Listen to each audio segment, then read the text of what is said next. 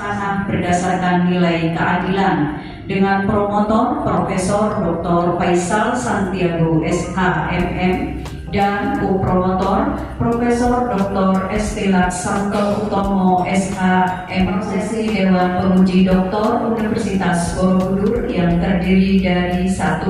Profesor Insinyur Bambang Fernandos MSc, 2. Profesor Dr. Faisal Santiago SHMM, 3. Profesor Dr. Estela Santo Utomo SHM Hum, 4. Dr. Boy Nurdin SHMH, 5. Dr. Aziz Budianto SHMS, 6. Profesor Dr. Irawan Suwojo SHMS.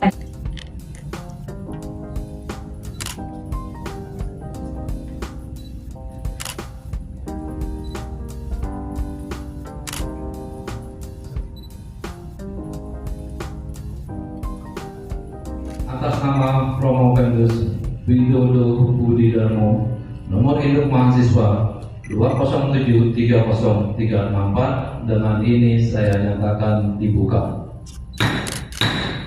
Untuk selanjutnya, ujian ini akan dipimpin oleh Profesor Dr. Haji Faisal Santiago. Itu sudah melaksanakan ujian secara tertutup pada tanggal 31 Agustus 2023. Promovendus sudah mempublish 3 karya ilmiah secara internasional.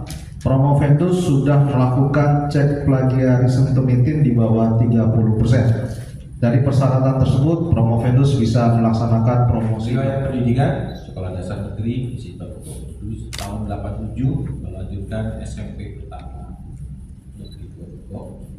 Kemudian tahun 90 SMA Sekolah Menengah Atas Universitas Jakarta, dan tamat 2003 melanjutkan Magister Kenotariatan di Notariat UI tahun 2017. Pada awal tahun 2021 melanjutkan program doktor di pekerjaan penulis sebagai notaris tahun 2008 di Provinsi Banten, Serang.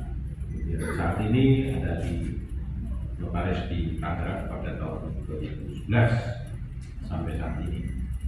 Selain menjadi notaris, Promovendus juga sebagai dosen di Universitas Islam Syekh Yusuf sampai saat ini. Of all this in pandemic time COVID-19, di Heritage Right, Children and Customary Law, kemudian Implementation of Certificate that Increase Property Ireland through the laws based on Government Regulation Number of 1997.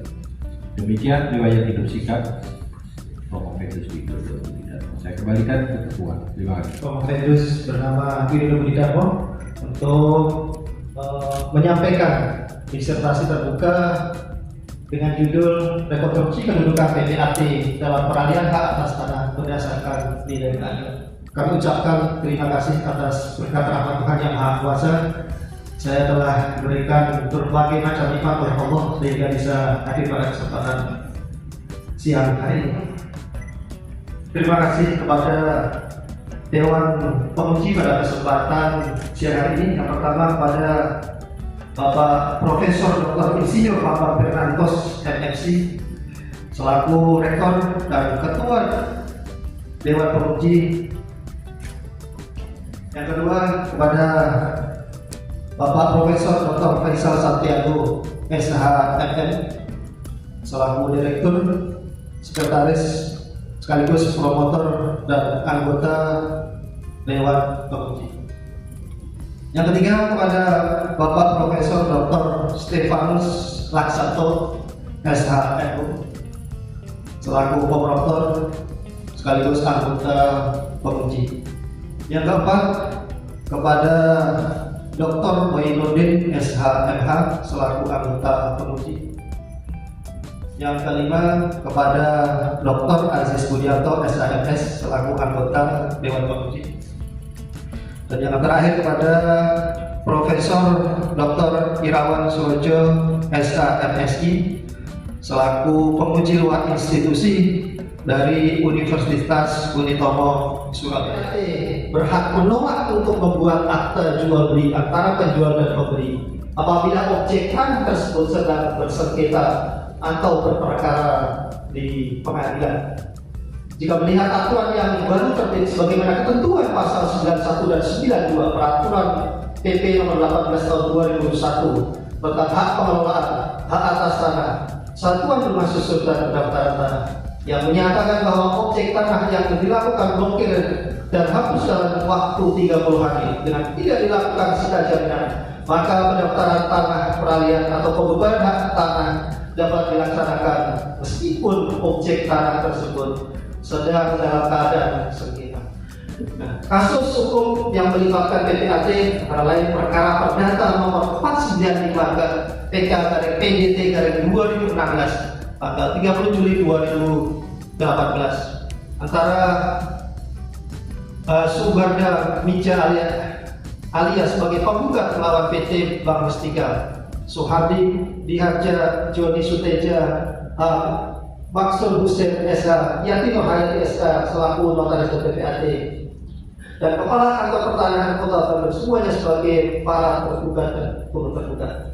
Tindakan dari notaris Yatino Hayati SH, notaris PPAT yang tidak melakukan tugas dan tanggung jawab sebagaimana mestinya, yang mana tergugat Yatino Hayati sebagai notaris dari PPAT membuat akta yang mana pada saat itu penggugat masih berada dalam lembaga pemasyarakatan, namun disodori belangko kosong, yang akhirnya terbit akta otentik yang dibuat oleh PPAT tersebut, yakni akta surat kuasa menjual dan pengikatan. Kasus yang lain yaitu putusan kasasi Mahkamah Agung RI nomor 1206 K/PDT/2020, perkara perdata yang melibatkan seorang PPAT sementara yaitu PPAT garing Camat Mamajang, dan putusannya nomor 4 PDT/PDT/2018 MKS, putusan Pengadilan Tinggi Makassar nomor 504 PDT/2008 PT/MKS tanggal 22 Maret 2019, dan putusan kasasi Mahkamah Agung RI nomor 1206 K/PDT/2020. Dalam permasalahan ini, Dr. Andes Ardi Kamarudin Munde selaku pestitut tanggal 29 Juni 2009 tidak meneliti dengan cermat apakah terhadap tanah-tanah objek sengketa yang terletak di lingkungan Sambung Jawa sekarang Kelurahan Taparangkeke, Kecamatan Mamajang, Kota Madya Ujung Pandang tersebut pernah dilakukan perbuatan hukum atau belum, guna menghindari adanya sengketa di kemudian hari dalam peralihan hak atas tanah berdasarkan nilai keadilan. Yang ketiga, bagaimana konsep ideal rekonstruksi kedudukan PPAT dalam peralihan hak atas tanah berdasarkan nilai keadilan. Ideal atau teori keadilan terhadap kasus analisa kasus kebakaran atau otentik. Sedangkan di dalam aplikasi teori kami menggunakan harmonisasi menetapkan PPAT. Untuk menguatkan sistem hukum dalam peraturan perundang-undangan, perlu dibentuknya permasalahan utama dalam ketimpangan sistem aturan yang berlaku bagi PPAT. Kesimpulannya, kedudukan PPAT dalam proses peralihan hak atas tanah di Indonesia saat ini diatur dalam PP 37 tahun 1999 tentang jabatan pejabat pembuat akta tanah, yang kemudian telah mengalami beberapa perubahan, dan perubahan terakhir nomor 24 tahun 2016 tentang perubahan atas peraturan pemerintah nomor 37 tahun 98 mengenai pejabat pembuat akta tanah. PPAT memiliki tugas pokok melakukan sebagian kegiatan pendaftaran tanah dengan membuat akta otentik sebagai bukti telah dilakukannya perbuatan hukum. Kedudukan kewenangan PPAT dalam pembuatan akta otentik secara hierarki hukum peraturan perundang-undangan belum terpenuhi karena saat ini belum diaturnya undang-undang jabatan PPAT dalam suatu peraturan undang-undang yang berlaku. Kewenangan pembuatan akta otentik yang diatur dalam Kitab Undang-Undang Hukum Perdata wajib ditentukan oleh satu undang-undang. Namun kenyataannya sampai saat ini jabatan PPAT hanya diatur di dalam peraturan pemerintah. PPAT sebagai salah satu profesi di bidang hukum untuk membuat akta otentik bagi kepastian hukum masyarakat. Dalam menjalankan profesinya selain harus berdasarkan pada undang-undang, juga memegang teguh kepada nilai-nilai moral profesi. Jalan sosial dalam praktek kerja PPAT, salah satunya yang sering menjadi masalah ketimpangan antara PPAT dan PPAT sementara. Konsep ideal rekonstruksi kedudukan jabatan PPAT dapat dilakukan dengan suatu harmonisasi hukum terhadap sistem peraturan perundang-undangan secara terintegrasi. Harmonisasi hukum dalam peraturan perundang-undangan sebagai subsistem hukum dalam kerangka sistem hukum nasional, sehingga norma-norma dalam peraturan perundang-undangan tidak saling bertentangan dan tidak terjadi duplikasi pembahasan. Sebaiknya legislator segera membuat undang-undang jabatan PPAT agar konsep norma hukum dalam hierarki peraturan perundang-undangan serta kepastian hukum unsur-unsur akta otentik terpenuhi dan memenuhi kepastian hukum dan keadilan masyarakat. Sebaiknya Kementerian Agraria, BPN serta Ikatan Kejual Pembuat Akta Tanah dapat melakukan kerjasama dengan membentuk suatu organisasi profesi yang juga melibatkan akademisi untuk melakukan pelatihan serta pembinaan tidak hanya PPAT yang berasal dari notaris, namun PPAT sementara dan PPAT. Bentukan rekonstruksi undang-undang jabatan PPAT diharapkan adanya harmonisasi hukum terhadap peraturan perundang-undangan terkait sehingga tidak terdapat kekaburan hukum terkait kewenangan jabatan PPAT dalam ruang lingkup substansi hukum. Dalam segi struktur dan budaya hukum diperlukan adanya kerjasama sinergitas antara lembaga instansi pemerintah, penegak hukum, akademisi dan masyarakat yang melakukan sosialisasi dan pembinaan serta pengawasan dalam proses pendaftaran tanah. Dengan penuh rasa hormat, kiranya mohon untuk dimaafkan dan diberikan masukan dan syarat yang tertentu. Assalamualaikum warahmatullahi wabarakatuh. Selamat. Kita beri plus kepada selanjutnya silakan. Yaitu ya PP 24 tahun 2016 tentang pejabat umum. Karena jelas itu PPAT adalah pejabat umum, betul ya. Kemudian ada kalau tidak di PP tersebut atau di aturan pelaksananya mungkin di Permen ATR yang mengatakan bahwa PPAT itu adalah mempunyai tugas tambahan membantu BPN. Apakah membantu atau membantu secara struktural ataukah perintah perundang-undangan? Mohon jelaskan. Adalah pejabat umum yang membantu kantor pertanahan dan salah satunya adalah membuat akta tanah yang dipergunakan untuk yang salah satunya adalah bisa peralihan hak, bisa juga pembebanan, bisa kuasa pembebanan hak tanggungan. Hal inilah karena tidak ada konstitusinya antara PP ini, PP 37 ini kan merupakan perubahan. Ada yang dirubah sebagian, ada sebagian karena mengikuti perkembangan zaman. Lagi kalau dulu misalkan saja dalam pengecekan manual, sekarang sudah maka tugas PPAT itu sebetulnya hanya membantu ya, dalam proses peralihan hak. Dalam hal ini adalah untuk proses balik nama, tugasnya hanya membuat akte yang berkaitan tanah yang dijadikan dasar untuk peralihan hukumnya itu. Kalau online, selain online kan juga melakukan pengecekan fisik sertifikatnya. Betul. Ya, jadi membantu dan arti kata ini dalam jabatannya, tapi butuh interpretasi, tidak bisa dibaca secara letterlock. Jadi kalau enggak, kalau orang bisa, ini membantu ini emangnya membantu itu bisa office boy, bisa sekretaris, bisa resepsionis. Ini bahaya sekali, gitu loh. Ini dari kacamata saya. Tapi itu silakan. Jadi kalau ada konstruksi, monggo, ya kan? Tapi merepotkan biasa notaris PPAT itu sangat alergi kalau melakukan satu gugatan karena di gugatan itu juga alergi. Oke, nanti itu berarti pemikiran aja. Kalau itu mungkin bisa penelitian lain.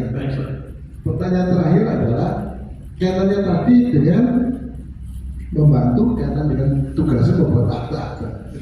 Nah, peraturan Menteri Agraria dan Tata Ruang yang terakhir kan ada mengenai keterangan waris.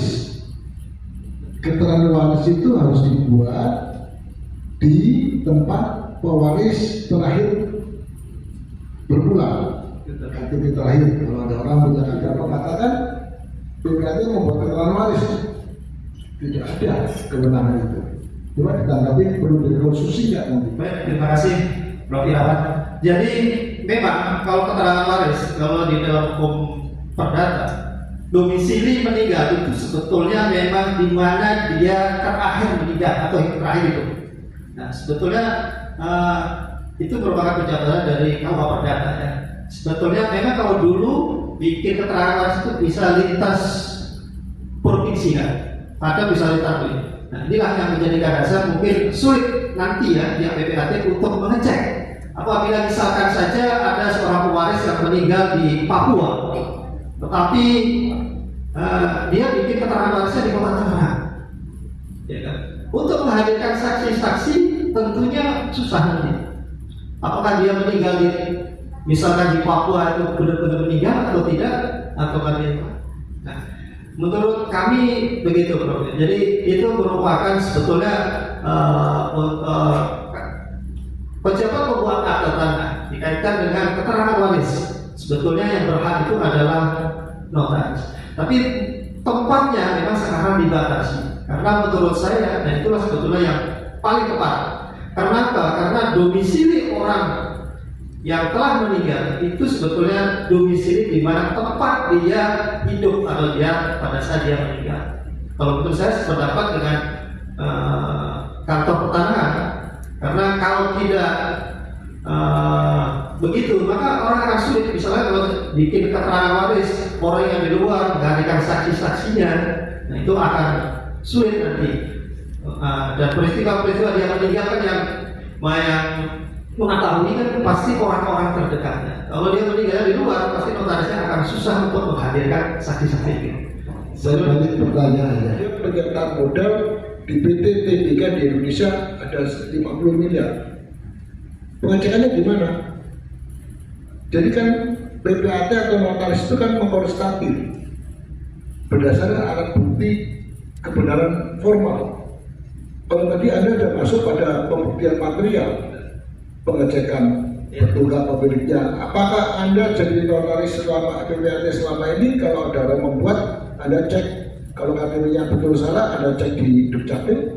Kalau orang punya tanah, Anda cek di lapangan pengukuran ulang. Kan itu permintaan para klien. Anda tidak mungkin lakukan cek batas yang satu-satu dan memang perlu kerjaan. Coba jelasin. Iya betul. Di prinsip kehati-hatian.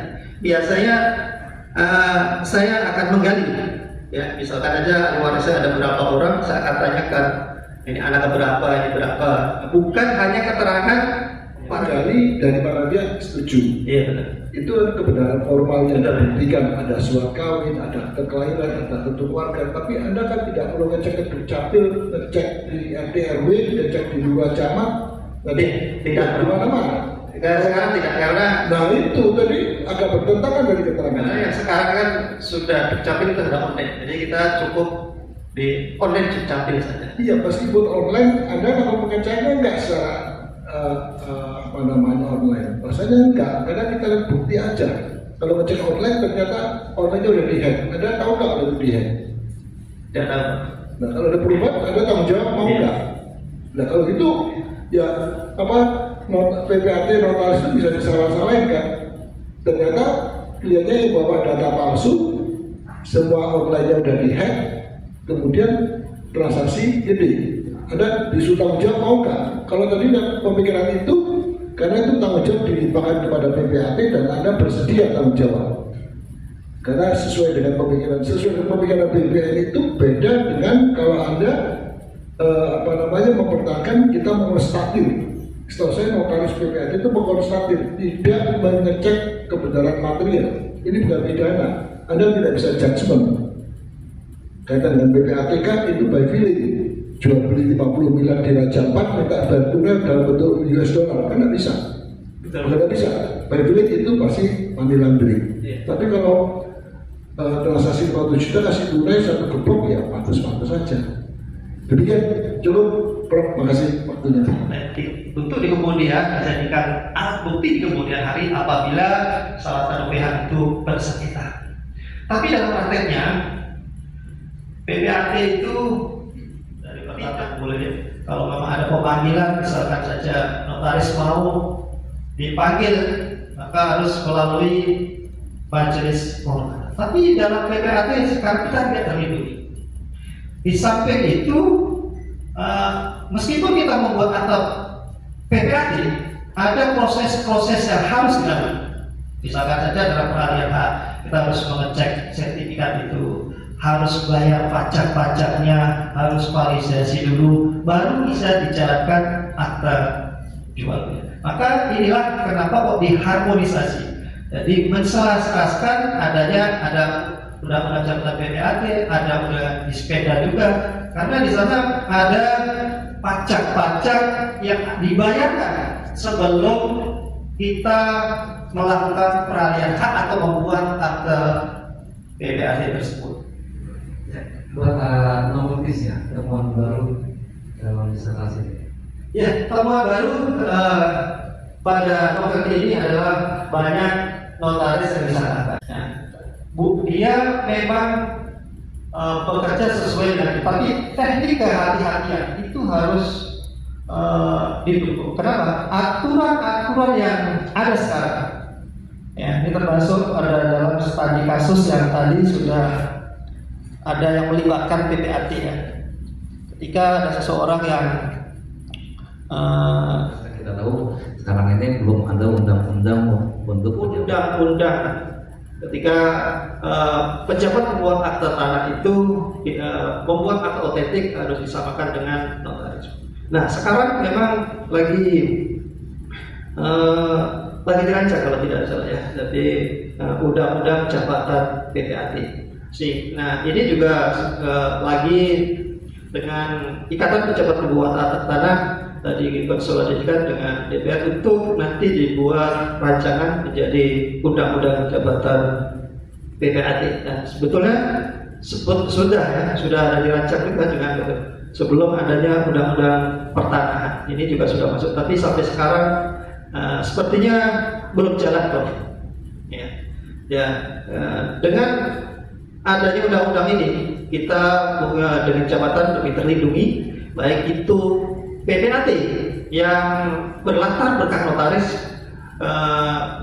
maupun PPAT khusus ya. Ini yang berlatar biasanya kalau tidak adanya PPAT maka biasanya diisi oleh camat-camat selaku PPAT sementara. Nah pelatihan juga tidak sekarang hanya PPAT saja. Nah, kadang PPAT yang berlatar belakang camat itu tidak mengikuti sosialisasi, tidak ikut kuliah, jadi dalam prakteknya banyak tersandung masalah. Jadi rancangan itu sudah dibuat ya? Sudah banyak.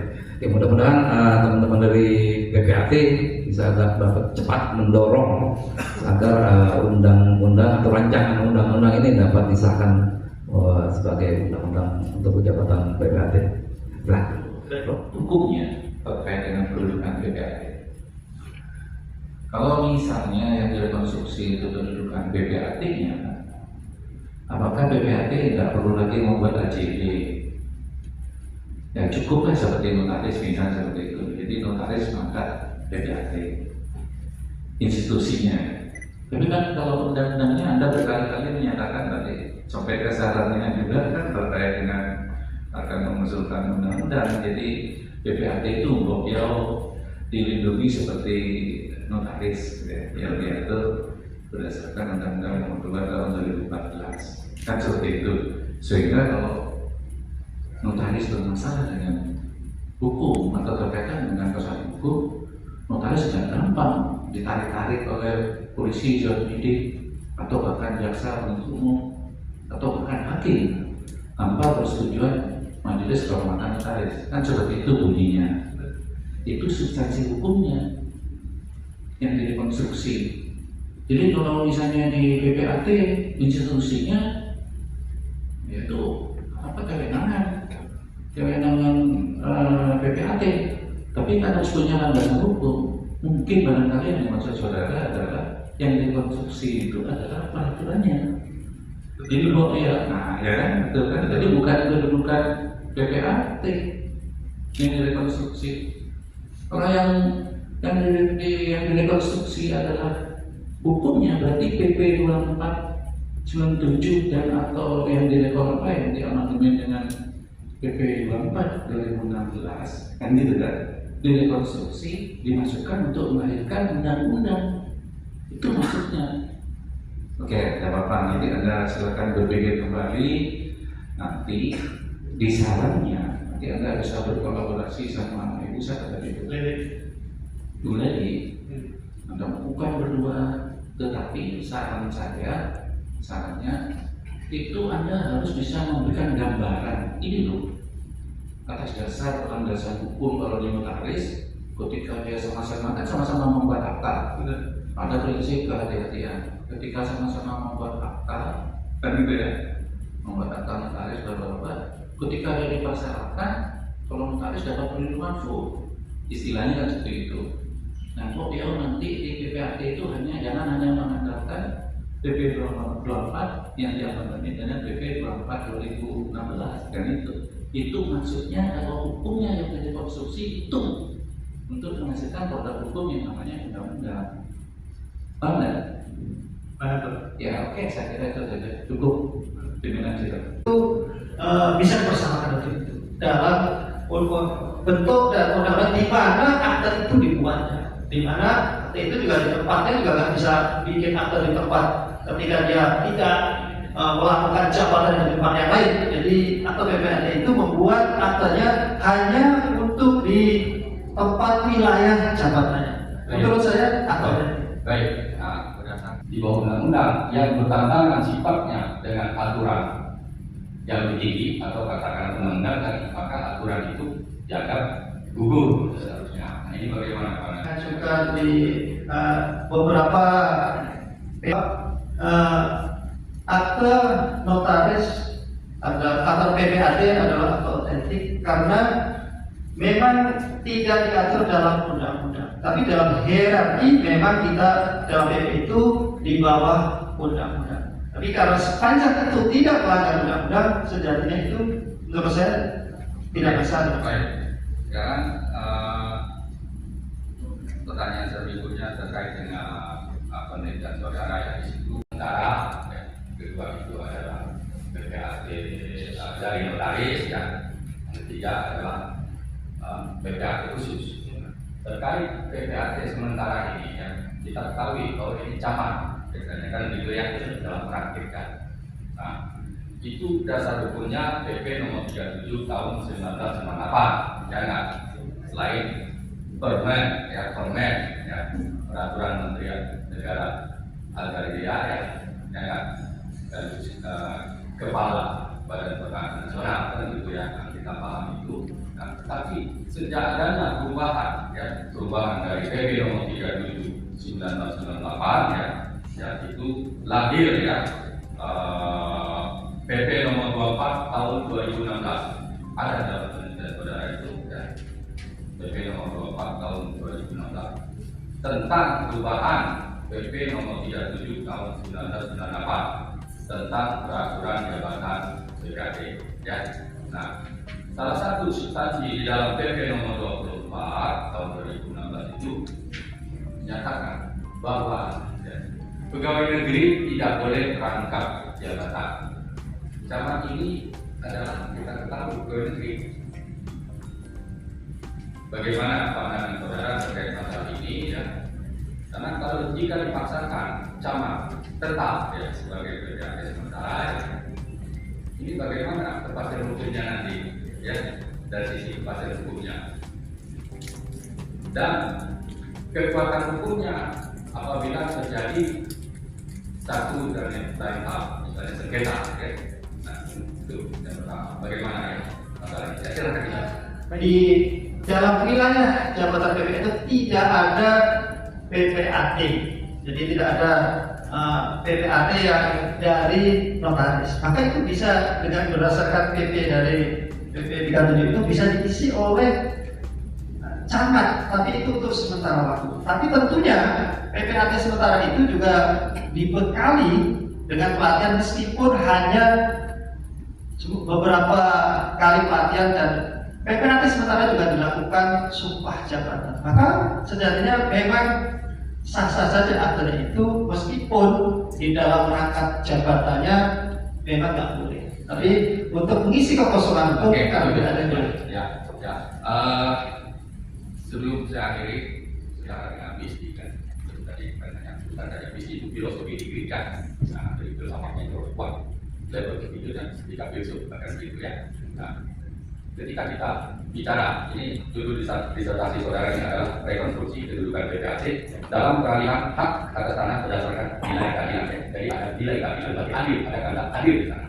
Bicara keadilan ya, ini sampai dengan hari ini masih banyak orang awam, terutama ya, bahkan sebagai ahli kebenaran. Keadilan itu adalah relatif, menurut siapa, gitu ya? Ya.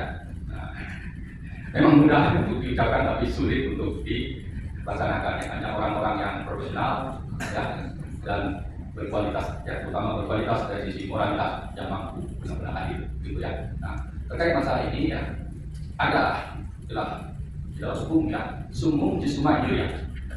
Keadilan tertinggi itu ya juga adalah ketidakadilan tertinggi juga. Sumum jisuma ya. Nah, tapi ketika kita bicara keadilan dalam konteks penegakan hukum, tentu itu tadi sudah dianggap all paradigms, paradigma pertama kedua.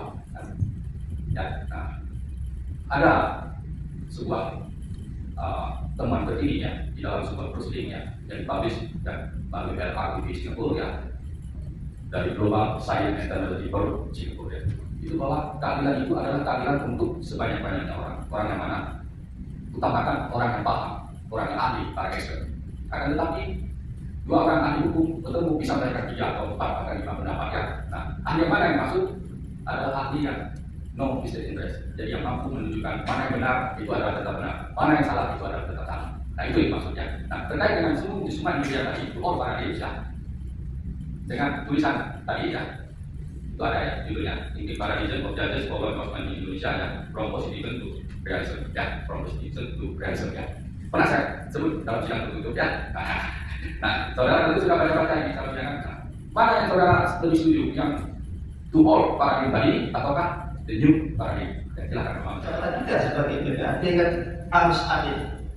Ya, adilnya itu para pihak, meskipun misalkan ada transaksi jual beli, ya, salah satu misalnya butuh uang, misalkan saja ya, butuh uang tapi harga di bawah pasar, maka PPAT meskipun tidak ada korelasinya untuk menentukan itu, maka kita harus menyampaikan bahwa harga pasarnya segini, kalau segini itu nggak adil. Nah, itulah sebetulnya PPAT dalam membuat akta itu tidak hanya yang tertuang di dalam, tidak hanya yang akan dijelaskan para pihak, tapi kita bisa menggali sebetulnya dari nilai-nilai keadilan itu, bukan hanya keadilan bagi orang yang membeli atau mempunyai uang untuk produk.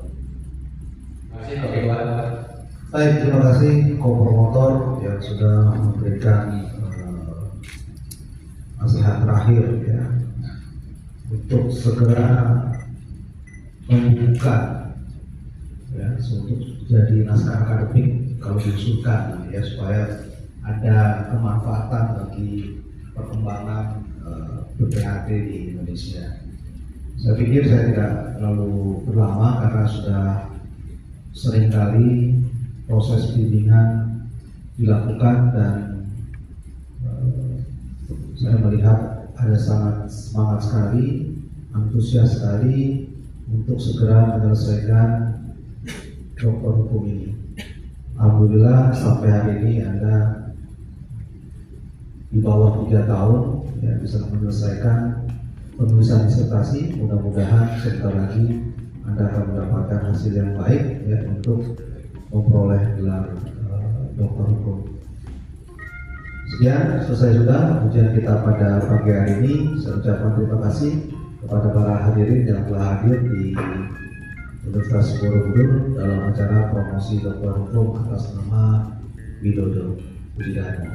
Wabillahi taufiq wal hidayah. Assalamualaikum warahmatullahi wabarakatuh. Saudara sebagai penguji di luar, terima kasih kepada yang terhormat penguji dalam institusi. Terima kasih kepada yang terhormat penguji dalam Dr. Boy Korin SNM.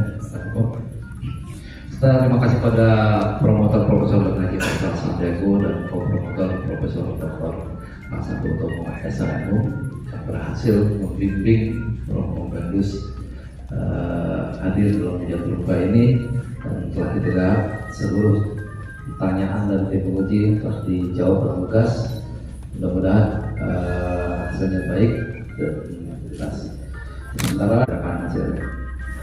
Sidang diskors nomor 04 garis miring R1 garis miring SK garis miring 1 Romawi garis miring 2024 tentang yudisium kelulusan promosi dokter hukum nama Widodo Budi Darmo, nomor induk mahasiswa 2073034 pada program Baca Sarjana Universitas Borobudur.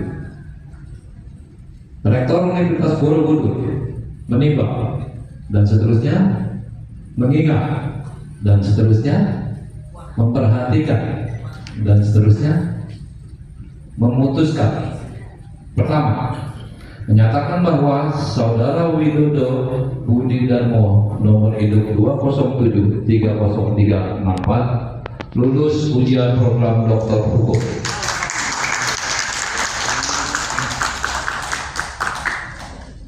Lulus ujian program doktor hukum pada program Baca Sarjana Universitas Borobudur dengan predikat kelulusan sangat memuaskan. Kedua, menganugerahkan gelar doktor dalam bidang hukum kepada yang bersangkutan, dan yang bersangkutan berhak menggunakan gelar doktor sesuai dengan peraturan perundang-undangan yang berlaku. Ditetapkan di Jakarta pada tanggal 15 Januari 2024 atas nama Rektor Bang Bernardos. Data Promomenda adalah lulusan Saudara Widodo Budi Darmo adalah lulusan yang ke-215. Selamat.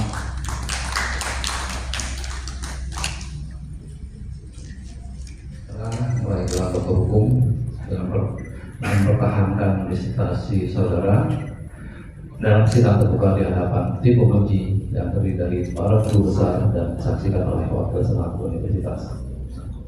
Tim penguji menilai bahwa disertasi saudara telah memenuhi persyaratan ilmiah, kriteria akademik yang ditetapkan oleh Universitas Borobudur yang dikembangkan berdasarkan ketentuan Kementerian Riset, Teknologi dan Pendidikan Tinggi. Gelar doktor adalah suatu amanah akademik yang dipertanggungjawabkan oleh saudara Widodo Budi Darmo yang diwujudkan dalam kerja nyata yang terukur. Salah satunya adalah kepedulian saudara terhadap kemaslahatan bangsa dan negara serta kemajuan ilmu pengetahuan. Gelar doktor yang saudara raih bukan merupakan akhir proses pendidikan, tetapi sebaliknya pendidikan doktor merupakan pintu masuk untuk belajar ilmu dunia, ilmu pengetahuan yang lebih luas. Pada kesempatan yang berbahagia ini, pada seluruh keluarga, istri, anak-anak, dan teman-teman sejawat. Demikian sambutan saya. Terima kasih. Assalamualaikum warahmatullahi wabarakatuh.